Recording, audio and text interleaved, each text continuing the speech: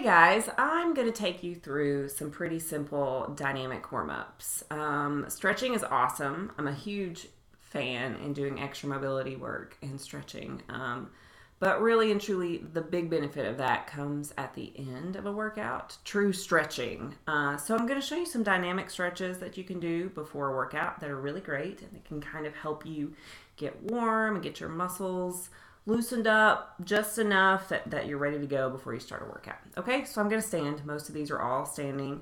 So what we're going to do is we're going to start with what I call a quad stretch with an RDL. RDL is a Russian deadlift. So we're going to do single leg work for most of this warm-up, for most of these stretches, okay? So what you're going to do is you're going to grab your right foot behind you, and you're going to stretch that quad while at the same time you're going to bend down about mid-shin, come up. So a traditional RDL is essentially just this little bend in the leg, tipping down and coming up. You can have dumbbells by your side. That's what a traditional single leg RDL looks like. So just tipping and coming up. But for this stretch, we're going to get, we're going to kill two birds with one stone here. So we're going to do a quad stretch and a hamstring stretch. So you're going to bend that little knee, grab that foot, and tip down. So it's working your balance, it's engaging your core, we're stretching our hamstrings, and we're getting our quads. So typically I'll do 10 each side of that. Take your time, go slow. It doesn't do you any good if you're flying through those.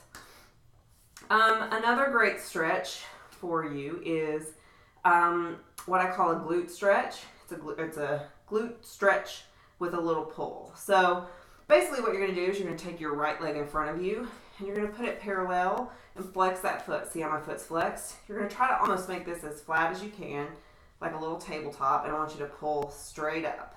So you should feel it right here in this outer part of your glutes.